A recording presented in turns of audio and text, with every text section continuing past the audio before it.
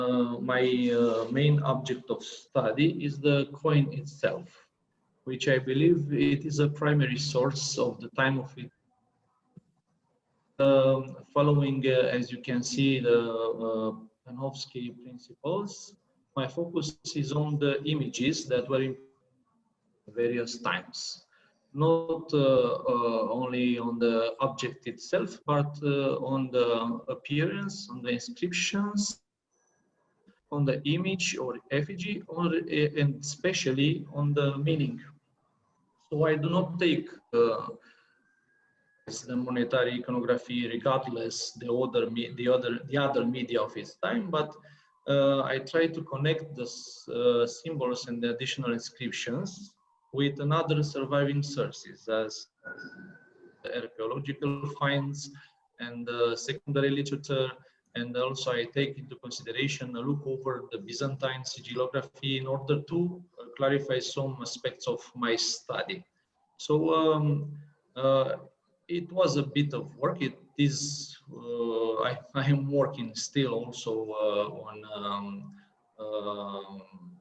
my own with this kind of observations and this kind of objects. I'm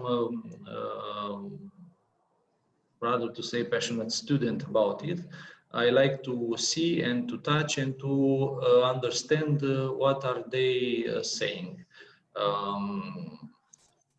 I also look at the themes of the coins, the iconography themes, and I use previous analysis of various dedicated scholars as André Grabar, Pierre Bastien, Philippe Grierson, Patrick Brun, Cécile Morisson, Paul Zanker, Erika Manders, and so on and so on. As we can see here, speaking about monetary iconography, it is about not only the effigy, as I said. We can see here the effigy of Constantine I or the Great, and it is about this effigy, it is about this scene, which in that case is Sol and the main protector of the emperor, and also about the inscription, who identifies the emperor of the obverse of the coin and identifies the scene on the reverse of the coin. In this particular gold coin, it is about Sol, who is acclaimed as Invictus or unbeatable, and he is the friend and protector of the emperor. So, as other scholars said, and also I accepted this and I studied this, the coins have something to say. That's why I named the presentation Monetary Talks about, because the coins have something to say, not only economically point of view, but symbolic and more meaningful about the history of its times. So,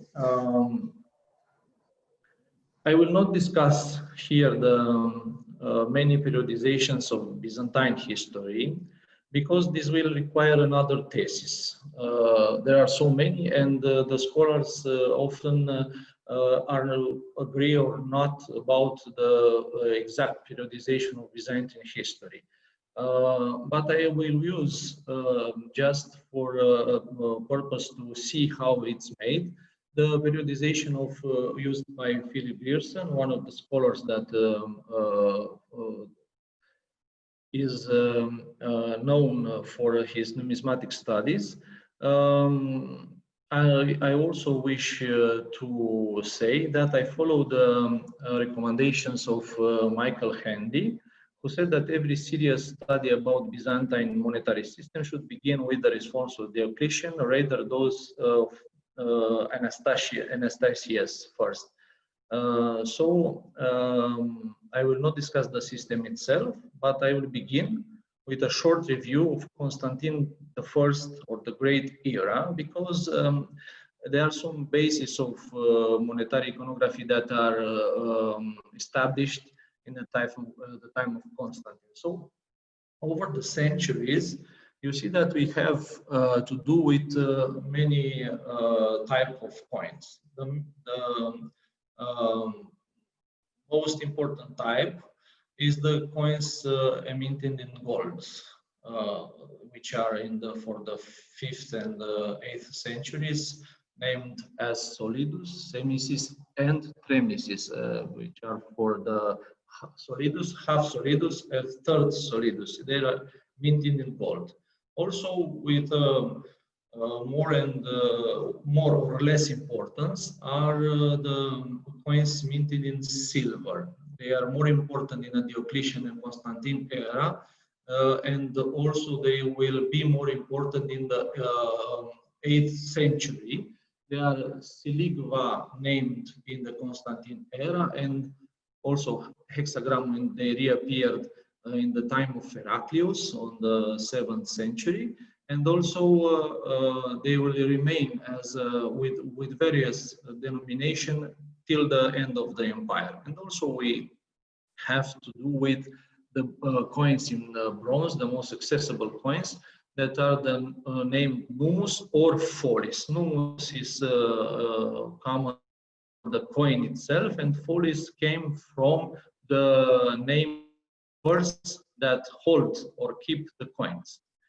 For the 8th and 11th century, we have to do with the new names of the coins, which are numisma or histamenon and tetartenon, which are minted in gold, miliaresion for the coin on silver, and folis, or like previous, for the coins on rather copper than bronze. From Alexius I monetary reforms, we have to do with hyperpiron in gold, trachy with silver and electrum orbilon, and tetarteron in copper. So let's move forward and came back to the beginning, the period of Constantine the Great. I've choose this image or this effigy of the first Christian Roman emperor because the image itself is full of symbolism, significations in the iconography, in monetary iconography terms. For us, or for an untrained eye, this is a man with a fancy helmet and a bunch of people. But for the people, for the users of these coins, it was a silver medallion, and it was dedicated. It was minted in 315 AD at the celebration of the 10th anniversary of the rule of the Constantine the Great. At 2 years past the victory of the Pons Milvius, who made the Constantine the Great the savior of Rome and the emperor of Rome, and also only the ruler of Rome at that time. So we can see here it is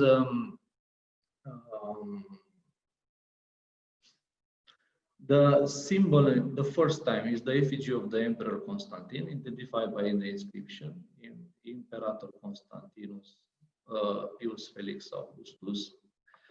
And on the obverse, we see the emperor in military garb and also with shield, round shield, with scepter, and with a horse that he holds. And also we see this beautiful helmet decorated with plumes. It has in the center the monogram of Christ, hero monogram. This is considered one of the most evident Christian motive coin of the Constantine era. We see that it is a victorious emperor because he has this military garb, and he has also this horse. This is a sign of victory. This is a sign of adventus in the ingressus in the town. Also, he is advertising on his head a sign of his personal belief in Christ. Also, we see here that on the shield, it's a symbol of known to us as Lupa Capitolina. It is the she-wolf with twins. That means that emperor, in his power, with his science and his power, save or protects the Rome or the Roman Empire. And on the reverse is the official image of the Adlocutio. It's the same Emperor Constantine, victorious emperor, because he has a trophy sign in his left hand. He's addressing to his soldiers, to his Praetorian Guard, raising the right hand, and also it has in the back of his figure the victory, which also holds a palm leaf here, and behind him, it is not seen in this scene, but it was described it was seen and described also in other emperors. The victory puts a crown, corona laureata, on the head of Constantine. So this effigy of Constantine, it was taken like a proof that Constantine gained the victory in Rome with the help of Christian God. So, moving forward, we see that the monetary iconography delivers a message through images and text. It is understandable, these messages, for its contemporary users. And the users know that the message came from the emperor and is saying more than pay the taxes, for example. One of the effigies that is reappears in the time of Constantine is the head Constantine in the Hellenistic manner, or Hellenistic way. It is this on the left, on the solidus coins, and this on the follis coins or numus coins, with the emperor that is in a simple manner, with simple band here, with corona laureata here and corona gemata here. Those are signs of rule. And the way in which he chose to represent himself, it is the way that the Augustus represent himself, and also the Alexander the Great was represented, although there are no known portrait of Alexander the Great in his lifetime. Also, is represented as Apollo or Hercules. So, what are they saying? These coins are they are transmitting. They are talk about the changes. Constantine the Great or Constantine the First make a great change in his life. He is adopted at first the cult of Apollo or Sol. And then he's converted to the Christianity, believing, as the Eusebius of Caesarea, Bishop of Caesarea, told us, in true God, that is Jesus Christ. Although the coins, the most of the coins of Constantine era had no Christian signs on it, as a part of imperial propaganda, as a part of true change. There are some signs of Christianity on his coins. There is much debate about it in the scholar literature, in the numismatic field. whether these signs, as we see here, that hero monogram, or the labarum, or the symbolism of the thought to be cross, or hand of God, or this victory with palm, are not Christian symbols, or are were or not interpreted as such in that time. The interesting thing is that the the author of biography of Constantine the Great, the Bishop Eusebius of Caesarea, described in his work Vita Constantini some of these coins, some of these scenes rather than these coins. He described this type of coin. He described this type of coin that is at the consecration of Constantine the Great. It was minted by his sons. He described that type of scene with labarum, with adorned with prisma and the effigies of the three emperors. That Constantine had two sons, the labarum piercing the snake, which is interpreted as Satan, or Licinius, his rival.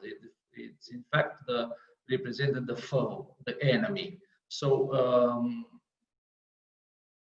regarding this, I believe we can take into this consideration to admit that there are some manifestation of Christianization in the Roman, later Roman Empire in the time of Constantine the Great itself. As I said, is much debate here. I largely use the argumentation in my PhD thesis, and it would require more time that located here for me for now, because we are so on late because of me.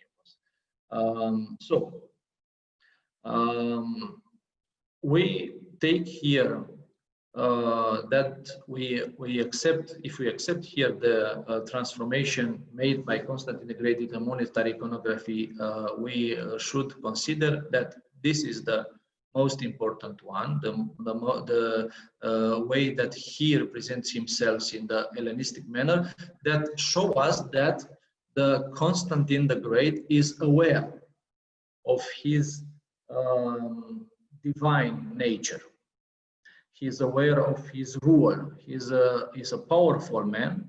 He needs no adornment, only the simple way to show that he is aware of his rule, as I said, that aware of his divine nature.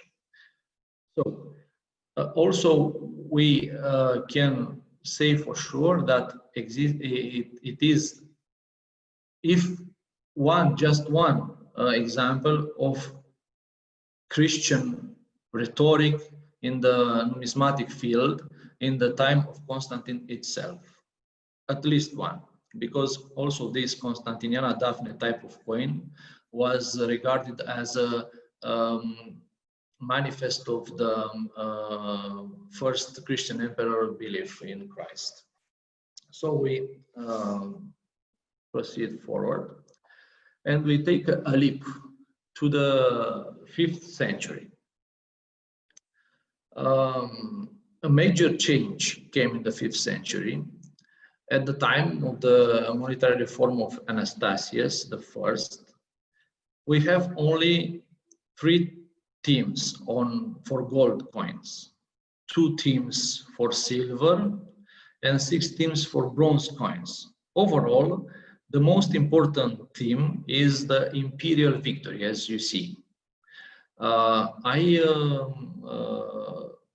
As both a deity and a personification, victory is the most used figure for the Hellenistic and Roman coinage.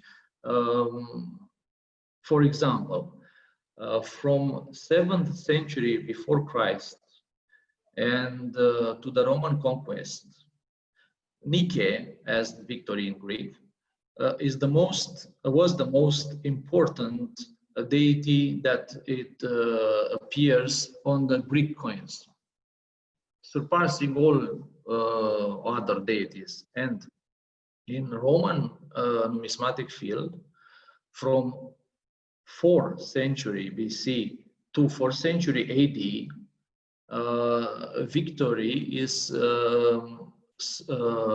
passed by only Rome. So Rome is the most important deity or personification that appears on the coin of the Roman Empire, and second is victory. So it's a very important message here transmitted by the personification of victory. It also begins as a deity and finishes as a symbol of victory. So he make a process of transformation over time, and as we see here, I would like to name the representation of victory with cross as Victoria Christiana. So, as you can see, the coins in gold in the 5th century AD are mainly dominated by the image of victory. Also, the inscription is Victoria Augusti. It's a short inscription here. And also, we can see that there is not only the crux gemata, which is believed to be the cross that Theodosius II commanded that put it on the Golgotha, on the head place where the Christ was crucified, and also they are present the charisma, the monogram of Christ, and also there is present. It is represented this staurogramma, which is a combination with cross and the letter rho, which is also came from Christ. So why it is this important? Because in the end of the 4th century, there was a major event that occurs in the history of late Roman Empire: the removal building of the Roman Senate. The statue of victory was placed by Augustus in the Curia Julia, the building of the Roman Senate, and it was removed definitively by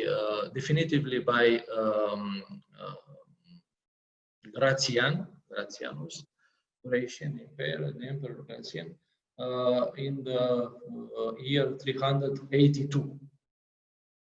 There is also surviving some text, the letter from Bishop Ambrosius of Milan, and also letters from the Roman senator that named Symmachus. They are arguing about the removal of the Statue of Victory from the Senate, and we can also I debate this event in my thesis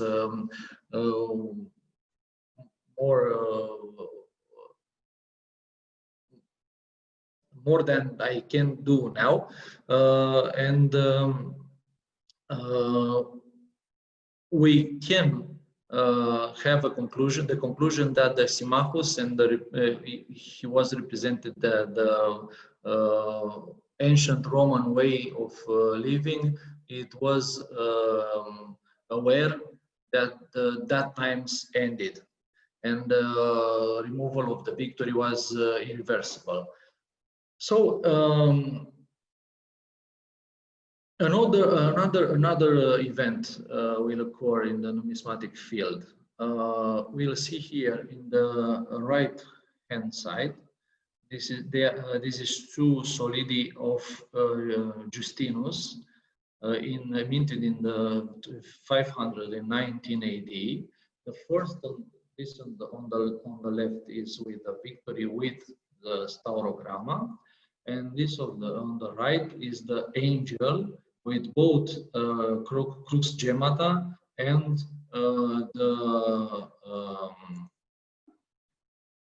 globe with the cross upon it. The globe with the cross upon it being the symbol of power and symbol of the dominance of the cross of Christ over the world. So Philip Grierson finds that the angel represented here is probably the sign of conciliation between the Christian churches of Rome and Constantinople, divided from the time of Zenon and his Synodicon in 482 AD. So at that time of Justin, the first, the churches, Christian churches of Constantinople and Rome were in schism. That schism lasted from 484, the year of Synodicon of Zenon, to this year 519. And it was the emperor that that wanted to for the two churches to come together and to make peace. So Philip Grierson believes that this angel is the expression of that peace. It's not far away from truth, because the events can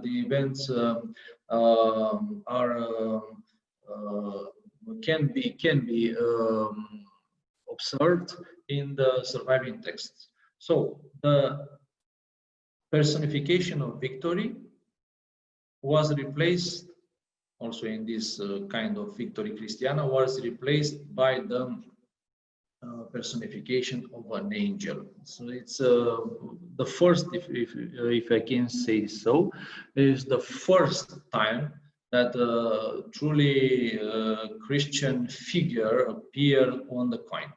This angel is the Christian figure, but also that angel has some issues, because there are many winged creatures in the Roman polytheistic pantheon. Many winged creatures.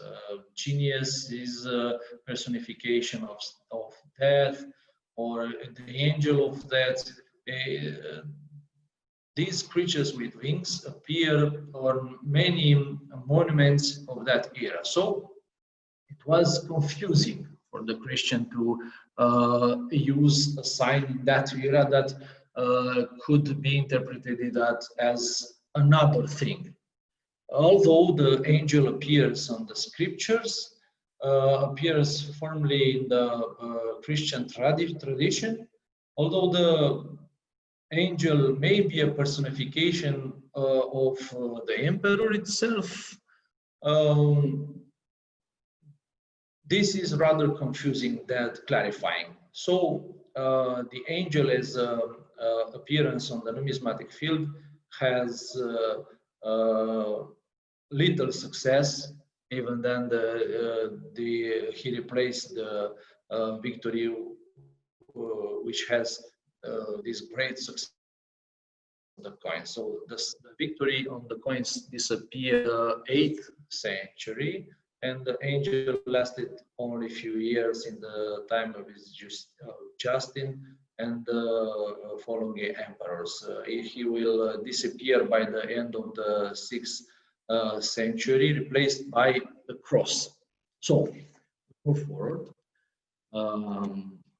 Okay.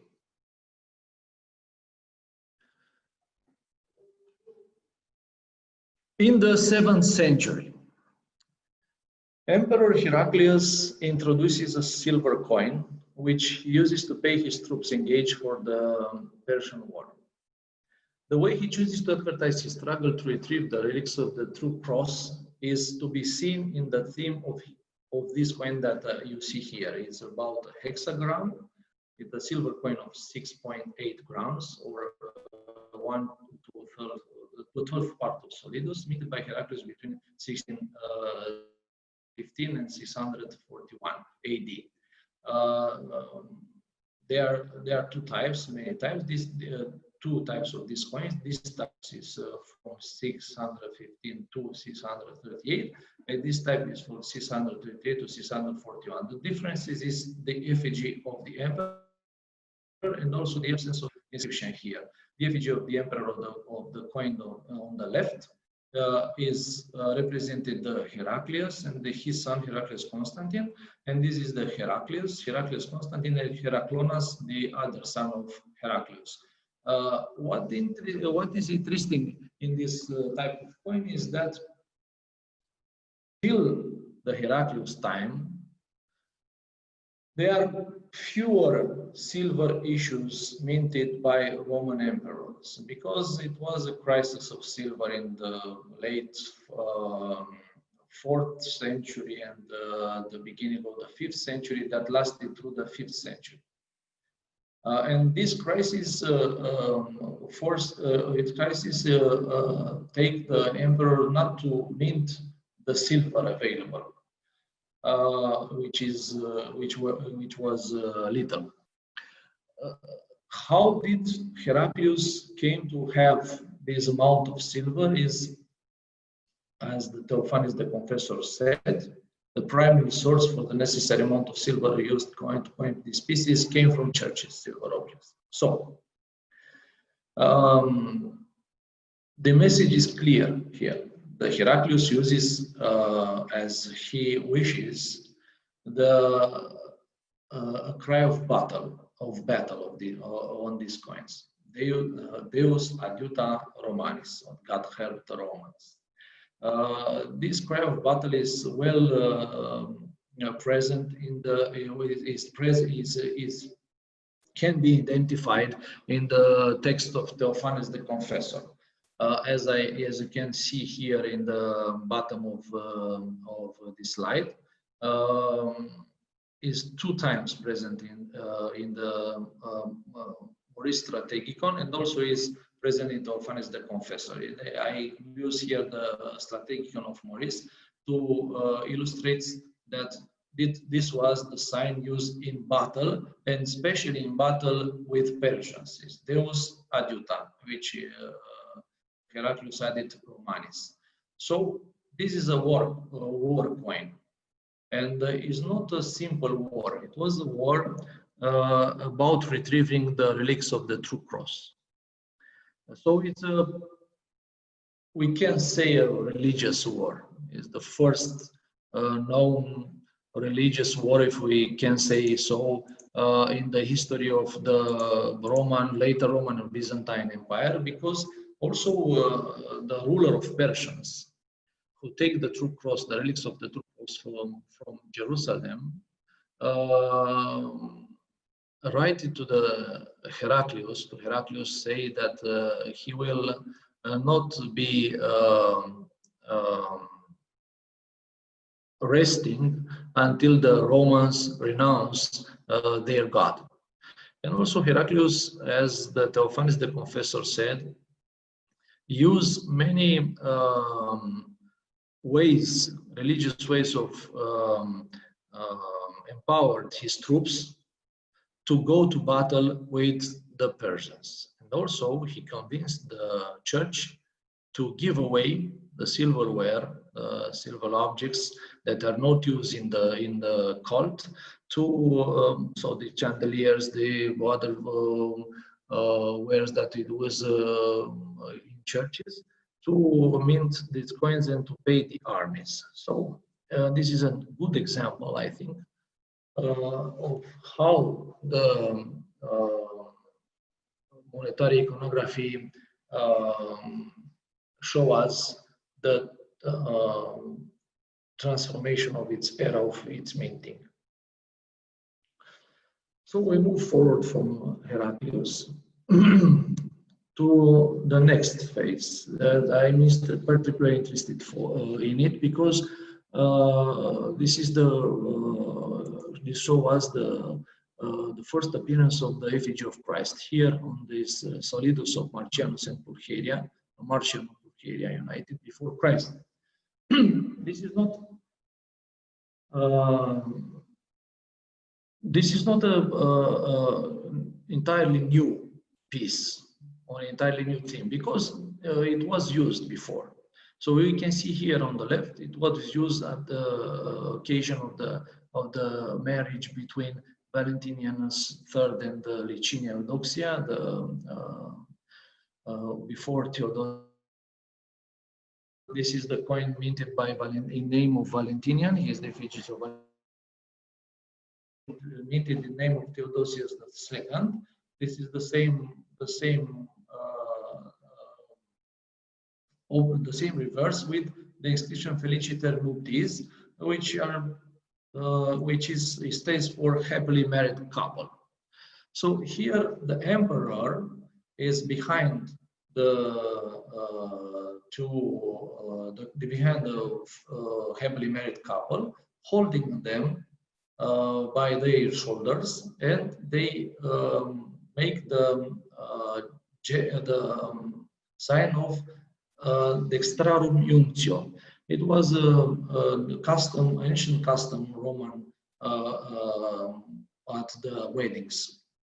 So here in the coin of Marcian in Bulgaria, we see also the groom and the bride united before not the emperor, but before Christ. We identified, Christ was identified by his nimbus, but not only because you see the emperors had also nimbus, but it was identified by the cruciform style of the nimbus. This is if you can see, you can see a cross here at the intersection of these features. Okay, so it's a cross. By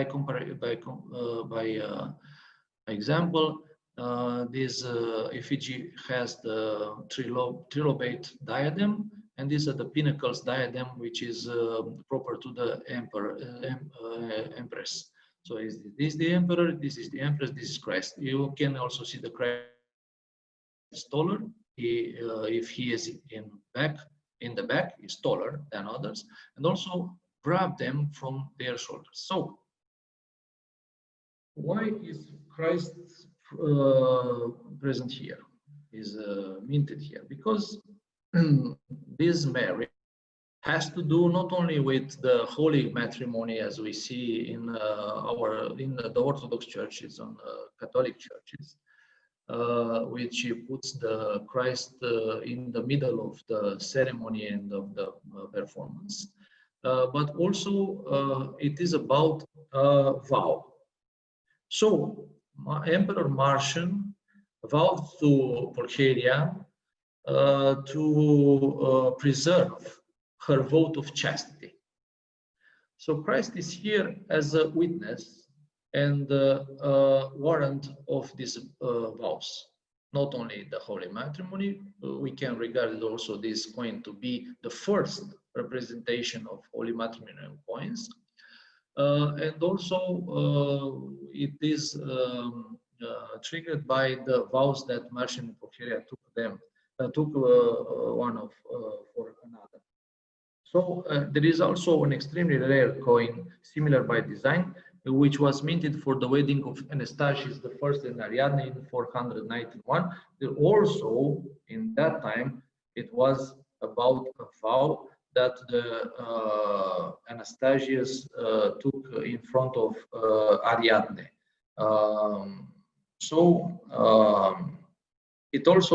It is one more problem. The 5th century AD is dominated by the debate about the divine and human nature of Christ, accepted as distinct yet united in his person by the Council of Chalcedon in 451 AD. And it was accepted by the main part of the churches, but it was refuted by an important part of Christianity, mostly Eastern Christianity, who believed that Jesus had only divine nature. So it was a debate, a fearsome debate, which will be completed by the Ecumenical Council in 692. And at that time, the Council of Chalcedon was accepted by the emperor, and he can represent Christ here as a witness and the warrant of the orthodoxy of the emperors, here represented as a married couple. So let's move forward to the first coins with Christ effigy. This is occurred in the, this is a dramatic change in design that it was to be observed by the time of Justinian II.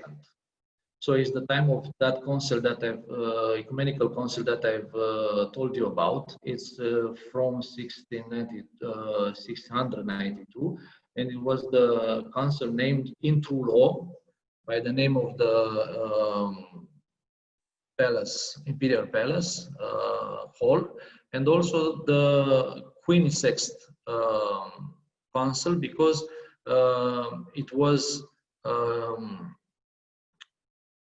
the desire of the emperor who make this ecumenical council possible to express the issues that were debated on the previous two councils, the fifth and the sixth ecumenical council. So this is considered the sixth ecumenical council in true law or Vinisextus. So in the canon, in the 82 disposition or canon law of this particular council, saying that the Christian should represent the image of Christ, as he has also human nature. And the only interdiction is to not to, there are two interdictions, not to represent the image of cross of Christ on the floor, and not to represent the Christ as a lamp. So it's a ban of tradition, of ancient tradition, because the Romans in the catacombs often represent Christ as a lamp. So it's a ban of this tradition, it's the exclusion of this tradition. So it's a dramatic, as I said, a dramatic change who adopted here present. This is the first issue. The first issue is from 692. This with older Jesus, as I said, this is the Palestinian model way to represent the Jesus with the cross nimbus. Also, this representation of Christ is the cross nimbus, but this is a said that is the Syriac representation of Christ, more related to the reality than the first, as we will see. So Andrei Grabar makes some remarks to be repeated and sometimes supplemented by all scholars and researchers in the field. He emphasizes that the coherence of the official message is present. So we can interpret the message by taking the coin as a whole. So we don't take only this face of verse or only this the reverse. We take the whole coin to read it. So it reads Iisus Christos res regnantium, Justinus servus Christi. So it's the Jesus Christ, the rule of the rulers, and the Justinian, the servant of him. So it is not only a religious stemmed coin, but it is a political one. It is a political one because all the rule in the belief of the Justinian in that time has beginning in rule of God, the rule of God. So it is important in that time because the Muslim grows stronger. And some researchers believe that the use of Christ on these coins was triggered by the reaction of the Muslims at the Byzantine design. So it's debatable. I don't go this farther. I stick to the thesis of Andrei Grabar and other scholars that are saying, also James Breckinridge is dedicated an entire study only for this representation, and the conclusion is that the Ecumenical Council of 692 is the trigger for this type of representation. So the second issue, the second coin, marks some differences at the second rule of the Justinian came to power. Justinian had two rules, and sixth, as you see, he was mutilated by his opponent. His nose was cut off, but he managed to came into power again. And he's the only mutilated emperor who managed to came to after he was mutilated. The second representation is a younger Christ, and the emperor much closer to the viewer, with the cross potent on steps in the right hand and the globe with the patriarchal cross on the left hand, which is inscribed with pax. There are some debate about this representation. Some scholars march on the ambiguity given the lack of the written sources or the other images for the time of Justinian. But the difference is important because this is a new rule. The Justinian was more cruel the second time he rules. He pursued his opponents with fury, and the pax here has no signification. Only if we think at the pax romana, that this ruler thought that he can establish after he will kill all his opponents.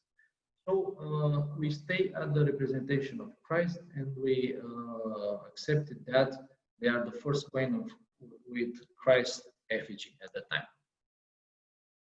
So we move forward. Still we have time, or Ana Maria? I can't hear, sorry. Yes, we have time. Yes, please proceed. Okay, so we came into another period, very important, because we can see the changes that it made at the science, at the monetary iconography.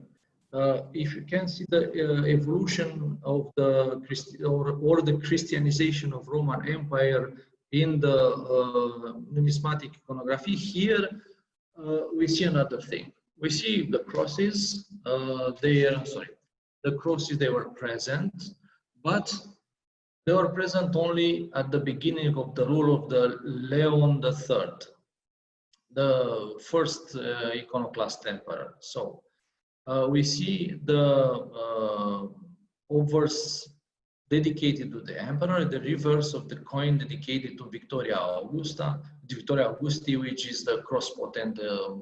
We talked about it earlier. So the emperor took his place again, but by the end of the rule, at the beginning of the rule of the son of the Leon III, only the emperor or the emperors appear on the coins.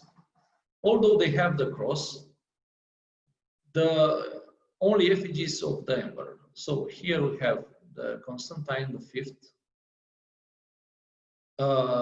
and this is him and his father, Leon III, and this is Leon III.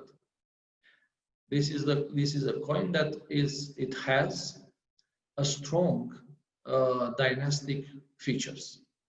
So it's not about religious side of coin, which were present in the coins of Justinian the first time, but it's more secular, as if we can say, representation of the emperor. So the main characteristic of the iconoclast period, as regarded that from numismatic iconography are the disappearing of the religious face as the dynastic themes prevail, and the use of the title despotis, which is the ruler, the supreme ruler. This is a sign of changing attitudes. The emperors aimed to minimize the role of church in Byzantine society, as they want to strengthen their lure. And the second, the only religious face preserved is the cross potent of the silver coin here in the bottom left. The silver coin called miliaresion. It was the coin issued by Leon III, and it is the only religious face, as I said, coin in the time of the iconoclasm. So this representation has to do with imperial virtues, because it is here Jesus Christos Nica, or Jesus Christos conquers or wins, and here's Leon and Constantine ec theu Vasilis, Leon and Constantine, rulers in God, so or from God. So this has to do with the nature, or the divine nature of the imperial rule, and the design was used as propaganda against main enemy, that is the Muslims.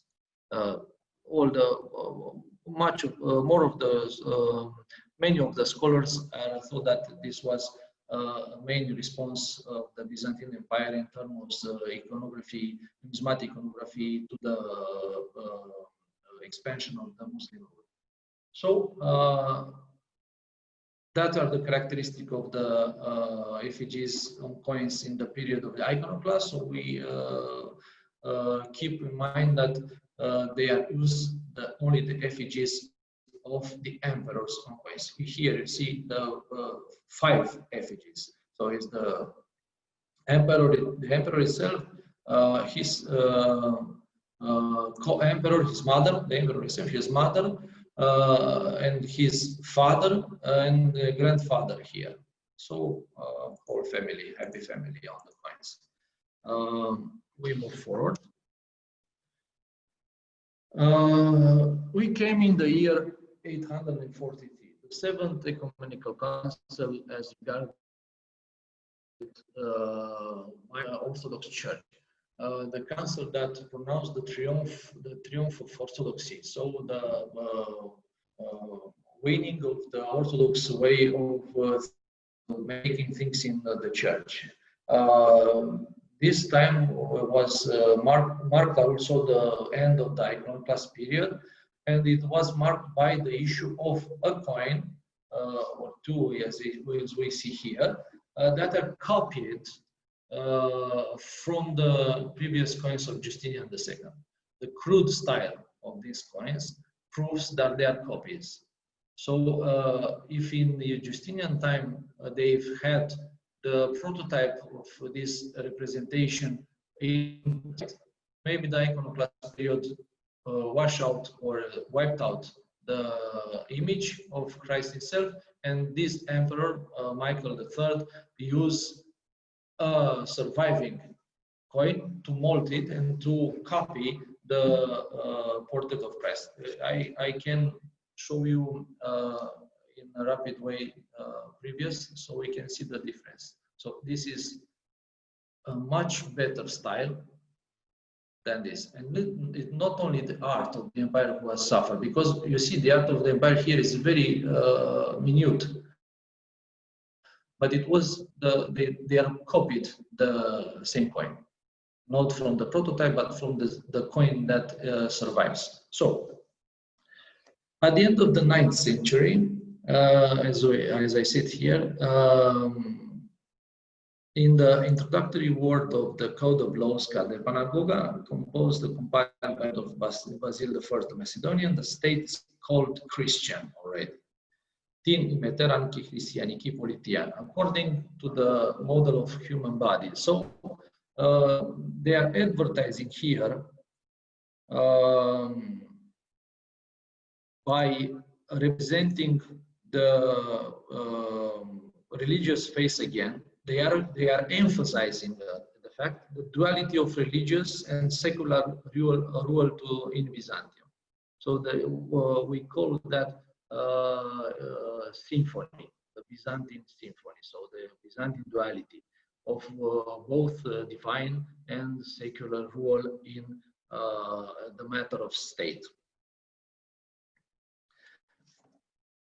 Move to the next slide. We'll also advertise the art of the empire by many coins that appear. We can see that will appear another many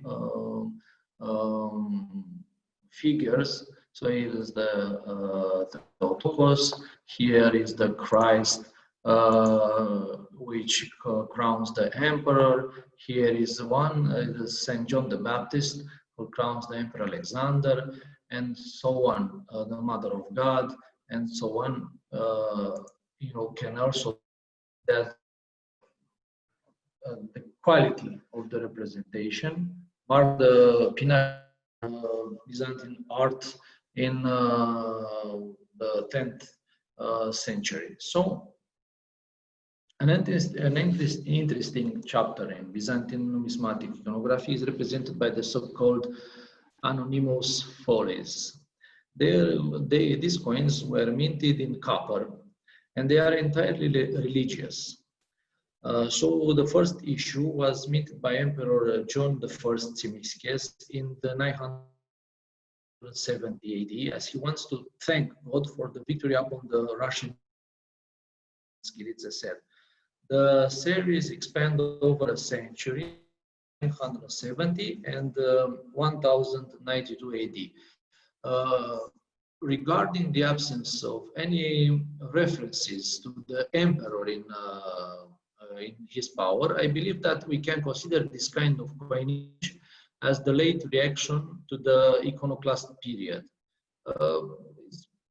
Is debated.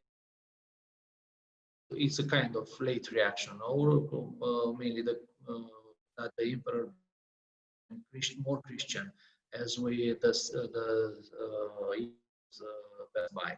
We can also observe that this period coincides mainly with the empire expansion over the enemies. So it's a time of conquest, it's a time of taking back territories, not only from the Muslims, but also from the other enemies, the Russians and the Bulgarians and so on.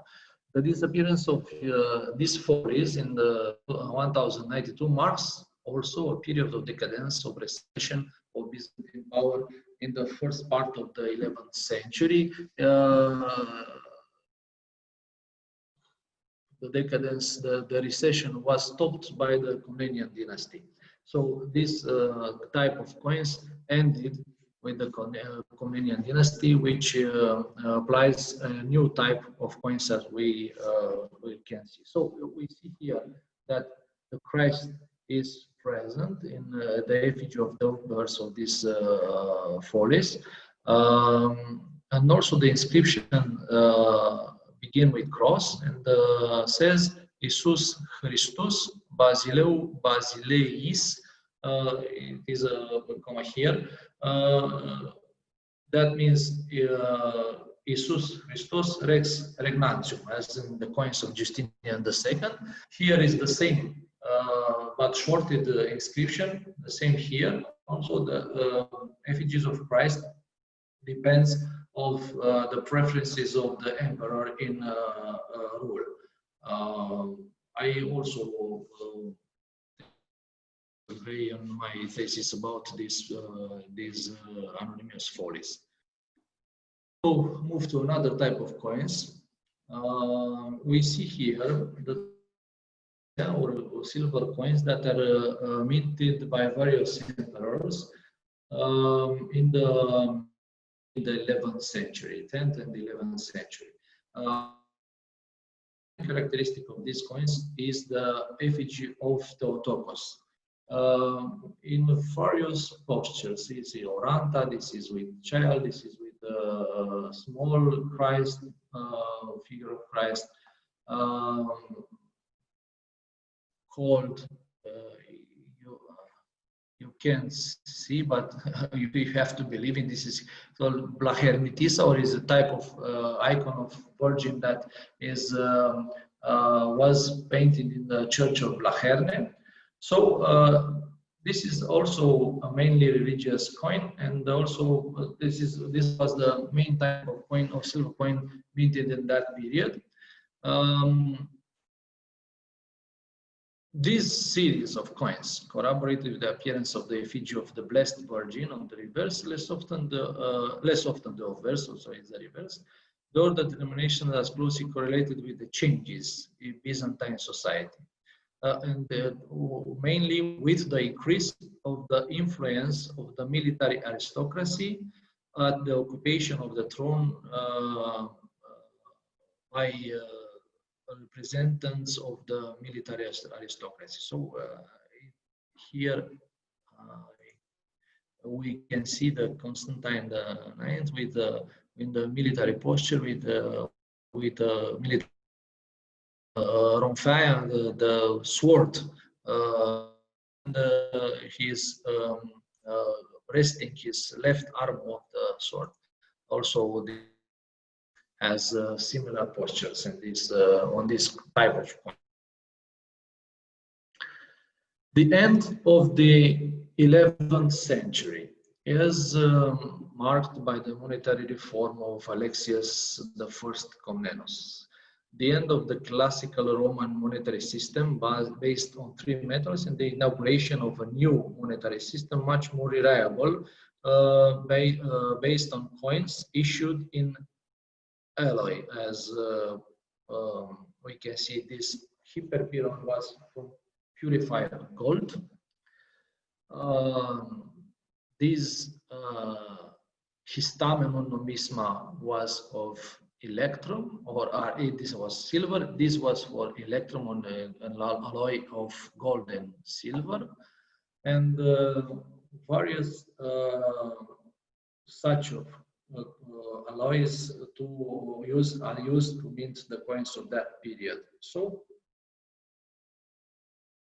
on coins begin to appear also the patronymics of the emitting end. So the Alexius is regarded as Comnenus, the Constantine was regarded as Monomachus.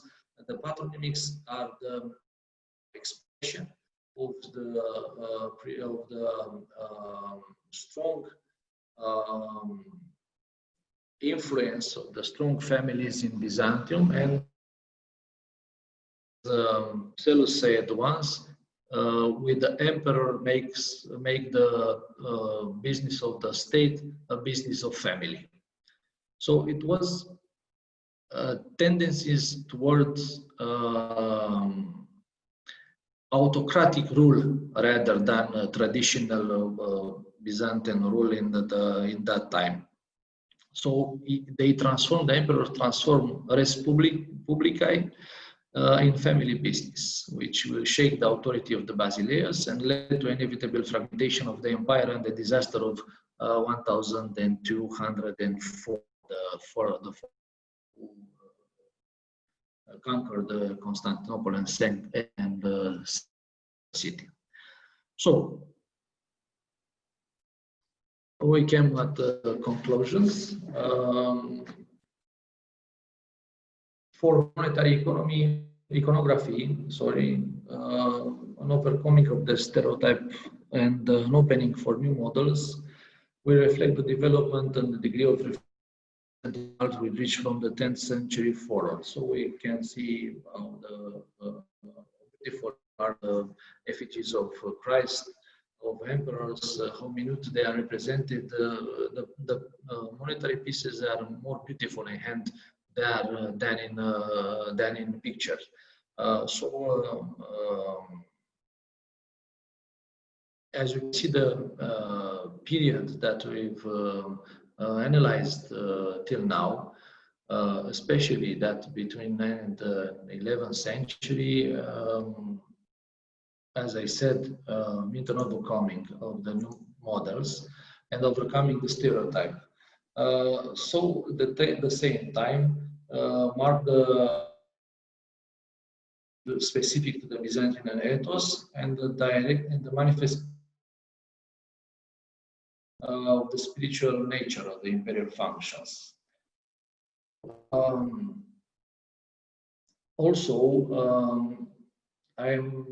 not insisting, but it was a characteristic of the